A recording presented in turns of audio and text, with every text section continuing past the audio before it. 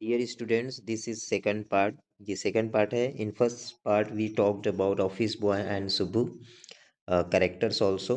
तो अभी यहाँ से हम continue करेंगे. So you saw Subbu always with the boss, but in attendance roles, he was grouped under a department called the story department, comprising a layer and assembly of writers and poets. ध्यान देंगे. You saw Subbu. आप सुब्बू को हमेशा देख सकते हैं.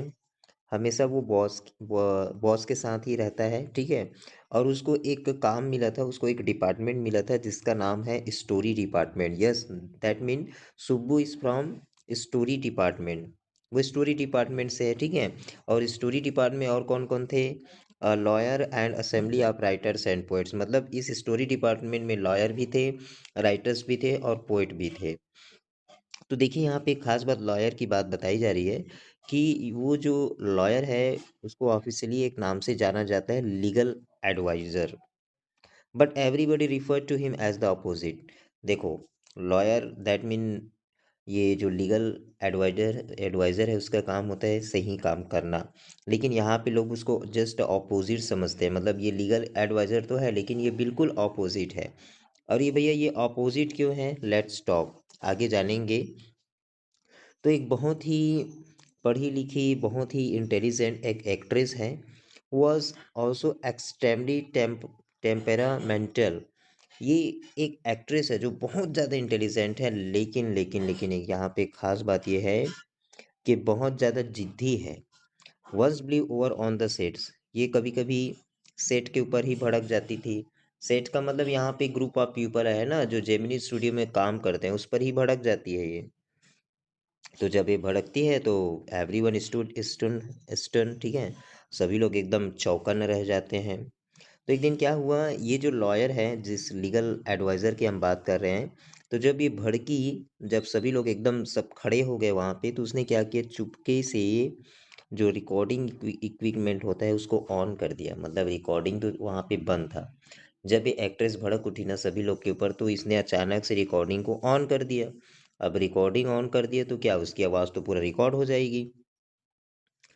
तो फिर जब ये जो एक्ट्रेस है पॉज फॉर ब्रीथ थोड़ी देर के लिए रुकी, तो लॉयर उनसे कहते हैं 1 minute please and played back the recording. देखो, बोलते हैं 1 मिनट शांत रहो, उसके बाद जो है रिकॉर्डिंग को ऑन कर देता है। तो जब ये बोले कि 1 मिनट रुको, उस समय क्या हुआ ड्यूरिंग दैट टाइम, है ना, हुआ ऐसा कुछ नहीं। लेकिन ये जो एक्ट्रेस है उस प्रोड्यूसर के ऊपर बहुत भड़क उठी, ठीक है। लेकिन खास बात, बट वैन सी हर, लेकिन जैसे ही वो सुनती है क्या, her voice again through the sound equipment, जैसे ही वो अपनी आवाज़ को ही उस साउंड इक्विपमेंट में जो मशीन है वहाँ पे जब सुनती है, सी वॉज स्ट्रक डम, वो बिल्कुल सुन्न हो जाती है, चुपचाप हो जाती है, ठीक है। क्योंकि भाई एक जो लड़की है जो कंट्री साइड से आई है, मतलब रूरल एरिया से जो आई है, उसको बिल्कुल इस वर्ल्ड के एक्सपीरियंस नहीं है, संसार के एक्सपीरियंस नहीं है, है ना। जो सेट्स है, जो जेमिनी स्टूडियो, उसकी इम्पोर्टेंस और जो उसकी जो प्रॉब्लमेटिक है, जो समस्या है जो लड़की वो फेस करती है डे टू डे, इसके बारे में उसको नहीं पता है, इसलिए वो एकदम सुन्न हो गई। फिर क्या हुआ, she never quite recover from the terror. Terror का मतलब डर। अब ये डर किस बात का? तो देखो, जब ये भड़की ना लोगों के ऊपर, उस समय ये जो लॉयर है उस समय क्या कर देते, स्क्रीन को रिकॉर्डिंग को ऑन कर दिए थे, और जब अपनी वॉइस को सुनते हैं बेचारी सुन हो जाती है। तो उस दिन से इसका डर ख़त्म नहीं हुआ। That was the end of a brief and brilliant acting career. और इसके जीवन का, जो इतनी ब्रिलियंट है, इतनी इंटेलिजेंट है, उसके कैरियर का अंत हो गया। The legal adviser who was also a member of the story department, जो कि स्टोरी डिपार्टमेंट का था, इसने अनविटिंगली, अनविटिंगली का मतलब अनजाने अनचाहे में ही उसकी करियर को पूरा एंड कर दिया, ठीक है। यही इसीलिए लोग इस एडवाइज़र को, लीगल एडवाइज़र को ऑपोजिट कहते थे, ठीक है। अब दूसरी बात करते हैं, यहाँ पे कॉस्ट्यूम की बात होगी। तो जो अदर मेंबर ऑफ डिपार्टमेंट है वो एक तरह के यूनिफॉर्म पहनते थे, जैसे खादी धोती हो गया, ठीक है, और साथ ही खादी शर्ट हो गया। और जो लीगल एडवाइज़र थे वो कुछ पैंट और कोट पहनते थे, ठीक है, जिसको हम अ कोट ऑफ मेल कहते हैं। अभी कोट ऑफ मेल क्या है? युद्ध के समय जो राजा महाराजा जो एक कोट पहनते हैं ऊपर से नीचे, यही है कोट ऑफ मैन। तो वो कभी कभी बिल्कुल एकदम अकेला और असहाय लगते हैं। कौन? ये जो स्टोरी डिपार्टमेंट है, जैसे कि जिसकी बात क्या हो रही है यहाँ पे, वो जो लॉयर है, क्योंकि इन लोगों का काम ही इमेजिन करना होता था स्टोरी लिखने के लिए, इसलिए वो हमेशा अकेले ही होते थे। और ये गांधीवाद होते थे, गांधी को मानने वाले होते थे। ठीक। अब यहाँ पे जो क्वेश्चन बनता है, like so many of those who were close to the boys, और बाकी की तरह जो आदमी बॉस से बहुत ही क्लोज होते थे, बहुत पास होते थे, उसको बिल्कुल चांस दिया जाता था फिल्म बनाने का। ठीक है। जिसमें रॉ ऑफ स्टॉक यूज़ होता था। रॉ ऑफ स्टॉक का मतलब है पहले ज़माने में ना ब्लैक निगेटिव रील्स होता था, ऐसे ना रील्स बने होते थे। ठीक है, ब्लैक कलर का निगेटिव का, उसी को रॉ ऑफ स्टॉक कहते हैं। और वहाँ पे पैनकेक अ, जो कॉस्ट्यूम है और जो ब्रांड नेम है, खासकर पैनकेक तो ब्रांड नेम है, ठीक है, तो वहाँ पे मेकअप का सामान भी यूज़ होता था। लेकिन एक दिन हुआ क्या कि ये जो बॉस है ना स्टोरी डिपार्टमेंट, इनको ही ख़त्म कर दिया। और जो लॉयर हैं अपना जॉब छोड़ बैठे और उसको सीधा घर भेज दिए, जाओ आपके लिए कोई काम नहीं है। देखो यहाँ पे आपको एक कन्फ्यूज़न होगा कि हम कहाँ से किस ओर आ गए। तो यहाँ पे ये ऑथर वही बता रहा है, पूरा एक्सपीरियंस बता रहा है कि ऐसे ऐसे होता था। आपको कंफ्यूज नहीं होना है, थोड़ा सा लेसन लेंदी तो है ही। ठीक है, आगे बढ़ते हैं। तो ये जो जेमिनी स्टूडियो है, वो कुछ कवियों का, कुछ पोइट का एक हॉन्ट बन चुका था। हॉन्ट का मतलब होता है अड्डा बन चुका था, लोग इसको बहुत पसंद करते थे। कौन कौन सी कवि है जिसका हॉन्ट बन चुका था, इसको याद रखना। ये जो योगियर हैं, संगू सुब्रमण्यम है, कृष्ण शास्त्री है एंड हरिंद्रनाथ चट्टोपाध्याय, इन चार लोगों का वो हॉन्ट बन चुका था, अड्डा बन चुका था। तो it had an excellent mess, और इसमें चूंकि ये जो स्टूडियो है इसमें मेस भी हुआ करता था, जिसमें मस्त दिन में कॉफ़ी मिलता था, और साथ ही कुछ रात में भी कॉफ़ी मिलता था। लेकिन वो उस दिन की, उन दिनों का बात याद कर रहे हैं यहाँ पे ऑथर, कि जब कांग्रेस का रूल चलता था उसने प्रोहिबिट कर दिया था। प्रोहिबिट का मतलब रोक लगा दिया था कि भैया आप देर रात तक चाय नहीं पी सकते। तो अपने मीटिंग के बारे में बताते हैं कि मीटिंग के समय कॉफ़ी पीना, वाओ कितना सेटिस्फाइंग इंटरटेनमेंट होता था, कितना मज़ा आता था। Bearing the office boy and couple of clerk, कुछ क्लर्क और ऑफिस बॉय को छोड़ करके सभी लोग जो है स्टूडियो में मस्त रेटिएटेड लेजर मतलब आराम फरमाते, आराम का मतलब आनंद लेते थे, चुस्की का आनंद लेते थे, और साथ ही अपनी पोइट्री को लिखते थे। Most of them wore khadi and worshipped Gandhi ji, but beyond that they had not the faintest appreciation for political thought of any kind. देखो कुछ लोग तो हैं हम में से जो खादी पहनते थे, गांधी जी को मानते थे, लेकिन कभी ये नहीं चाहिए कि भैया हम पॉलिटिकल लीडर बने, पॉलिटिकल में आए, उनके मन में कभी ये अ, ख्याल आया ही नहीं। ठीक है। Naturally they were all averse to turn communism. अब देखना यहाँ पे कम्युनिज्म की बात चलेगी, और वो कम्युनिज्म से बहुत दूर थे। अभी कम्युनिज्म क्या है देखना, बहुत निगेटिव पॉइंट है यहाँ पे बताए जा रहे हैं कि a communist was a godless man. ये लोग भगवान को बिल्कुल ना मानने वाले थे, मतलब एकदम विपरीत थे, दया की इनमें भावना नहीं थी। हुआ क्या कि ही हैड नो फिलियर और कंजेन्यूल लव, इनमें माता पिता के प्रति, भाई बहन के प्रति, हस्बैंड वाइफ के प्रति कोई प्यार नहीं था।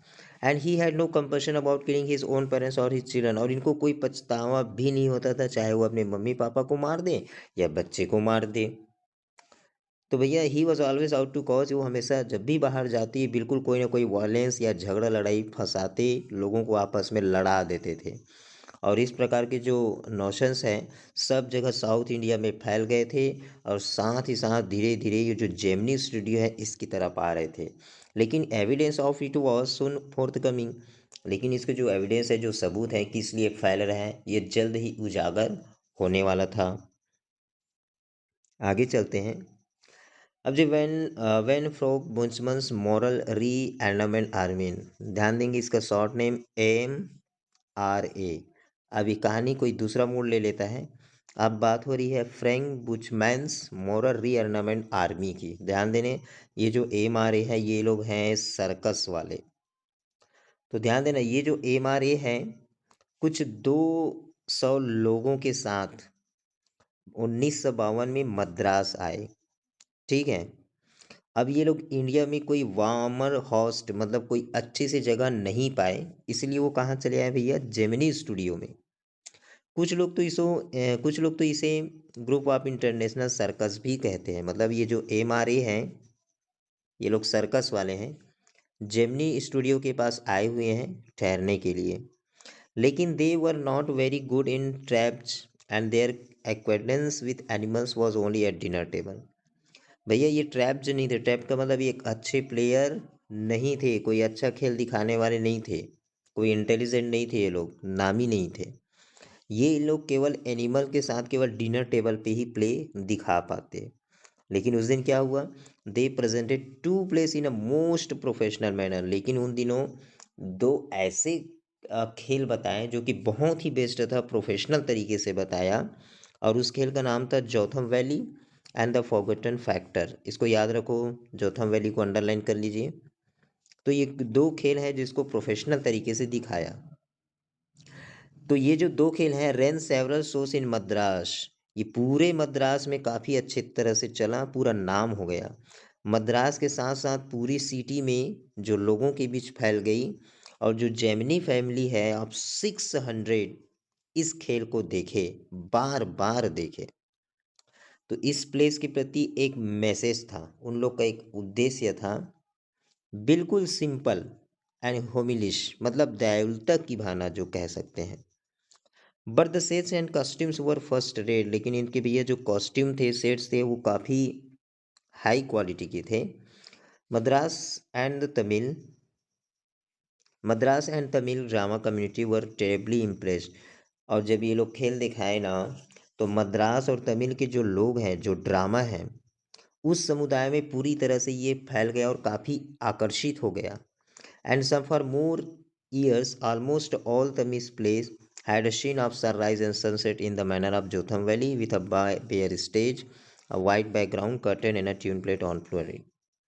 और जब ये लोग इम्प्रेस हो गए तो उन्होंने क्या किया, कुछ सालों बाद इसी प्ले को, जोथम वैली जो खेल है जिसमें सनराइज होता है, सनसेट होता है, इसको बड़े अच्छे कला के साथ दिखाया जाने लगा, मतलब कॉपी किया जाने लगा। कैसे, एक खाली स्टेज होता था जिसमें वाइट बैकग्राउंड होते थे और साथ ही कर्टन, मतलब वाइट बैकग्राउंड होता था, उसमें कर्टन लगा होता था, और वहाँ पे ट्यून प्लेट किया जाता था फ्लूट के साथ।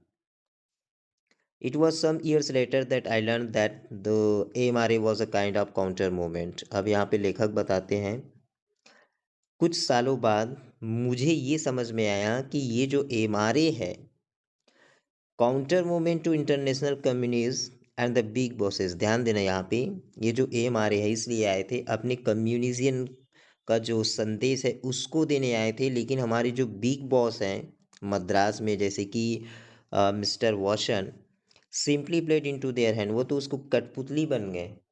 जो MRA वाले हैं ना, ये लोग आए थे सर्कस दिखाने, लेकिन इसके पीछे इसका कुछ एम था, कम्युनिटी को लेकर। ठीक है। लेकिन ये तो हमारे समझ नहीं पाए, हमारे जो बॉस हैं आगे हैं। आई एम नॉट श्योर, लेकिन मुझे नहीं पता कि भैया ये वास्तव में ऐसा ही कुछ केस था। फॉर क्योंकि untouchable aspect of this big boss and their enterprises remain the same, MRA और नो MRA, इंटरनेशनल कम्युनिज्म और नो इंटरनेशनल कम्युनिज्म। लेकिन मुझे नहीं पता कि वाकई में कम्युनिज्म का प्रचार करने आए थे, क्योंकि ये तो कोई चेंज ही नहीं हुआ, हमारे बॉस में कोई फर्क नहीं पड़ा। पहले भी हमारा जो स्टूडियो वैसा था और आज भी हमारा स्टूडियो जो है वैसा ही है। देखिए आगे, the staff of Gemini studios had a nice time hosting 200 people of all huge and size of list 20 national. लेकिन हमारे जो जेमिनी स्टूडियो की जो फैमिली है, उन लोगों के साथ काफ़ी अच्छा समय बिताए, क्योंकि उन लोग का जो कलर है, उन लोग का जो साइज़ है, साथ ही 20 नेशनलिटीज़, अलग अलग जो नेशन से आए थे। तो एक तरह का क्या बन गया, उन लोग के बीच एक बॉन्ड बन गया, काफ़ी अच्छा समय बिताया, ऐसा लेखक का कहना है। It was such a change from the usual collection of crowd players, क्योंकि ये बिल्कुल एक परिवर्तन था, एक चेंज था, क्योंकि दिन भर के जो क्राउड प्लेयर्स हैं जो कि वेटिंग कर रहे थे अपने आप में मेकअप करवाने का, ऑफिस बॉय से, अपने मेकअप डिपार्टमेंट से, ये तो बिल्कुल इनसे हम पक ही गए थे। तो चलो अच्छा है कि ये लोग आए MRA और इन लोग के साथ हमने समय बिताया। आगे है, अब देखो फिर अब दूसरा मूवमेंट की बात करेंगे कि कुछ महीनों बाद टेलीफोन, फिर से टेलीफोन आया बॉस के पास, और वहाँ पे एक संदेश आया। क्या संदेश मिला हमको? कि हम जो जेमिनी स्टूडियो है, हम उसको, जो शूटिंग स्टेज है उसको हम खाली कर दें, टू वेलकम अनदर विजिटर, ताकि कोई दूसरा विजिटर आए, मेहमान आए, और हम उसका स्वागत कर सकें। All they said was that he was a poet from England. जो विजिटर, ध्यान देना यहाँ पे क्वेश्चन ये से बनेगा, जो विजिटर आने वाले थे वो थे इंग्लैंड के पोइट, ऐसा लोगों का कहना था जेमिनी स्टूडियो में। The only poet from England the simple Gemini staff new, केवल इंग्लैंड का वो पोइट जिसको हमने सिर्फ सुना था। ठीक है, हमने सिर्फ सुना था। क्या क्या सुना है? या तो वर्ड्सवर्थ या फिर टेनिसन, हो सकता है वर्डवर्थ है या फिर टेनिसन आए, बस इतना ही हमने सुना है। आगे है, the more literate ones who knew, कुछ जो कवि जो हम जिसको जानते हैं वो केट्स है, सैली है एंड ब्रायन है, and one or two might have faintly come to know of someone by the name Elliot, और कुछ लोग जिसको नाम जानते हैं हो सकता है वो इलियट ही हो, was the poet visiting the Gemini studio now. लेकिन भैया कौन है इनमें से जो जेमिनी स्टूडियो में अभी आ रहे हैं? Is not a poet, is an editor. वो कोई पोइट नहीं था, वो है एक एडिटर। इसीलिए तो भैया हमारे जो बॉयस है एक बहुत बड़ा पार्टी, बहुत बड़ा रिसेप्शन देने वाले हैं। Vasan was also the editor of the popular Tamil weekly Ananda Vikatan. तो हमारे जो बॉस है ना वसन, वो भी एक तमिल के ही एडिटर हैं। आगे देखिए, he was not the editor of any of the known names of British publication. वो कोई एडिटर नहीं था जो ब्रिटिश पब्लिकेशन से हो। ठीक है, वो एक्चुअली है कौन? The top of men, the Hindu, were taking the initiative. The summary was that the poet was the editor of Delhi, but not from the Master Guardian of the London Times. हो, poet तो आया है, editor तो आया है, लेकिन हो सकता है कि वो मैनचेस्टर गार्डियन का ना हो, लंदन टाइम्स का ना हो। मतलब यहाँ पे ओवरऑल ना सबको एक डाउट है कि पोइट है कि एडिटर है। ठीक है, और अंत में ये बोलते हैं कि that was all that even the most well inform among us new. और यही सब कुछ था जिसके बारे में हमारे ज्ञानी आदमी को भी पता था। इतना ही पता था हम लोग को कि वो कौन है, अभी तक ये पता नहीं है। तो ये तो हो गया पार्ट 2। पार्ट 3 में हम मिलते हैं एट लास्ट से। लेसन थोड़ा सा लेंदी है, बस समझना पड़ेगा। Thank you.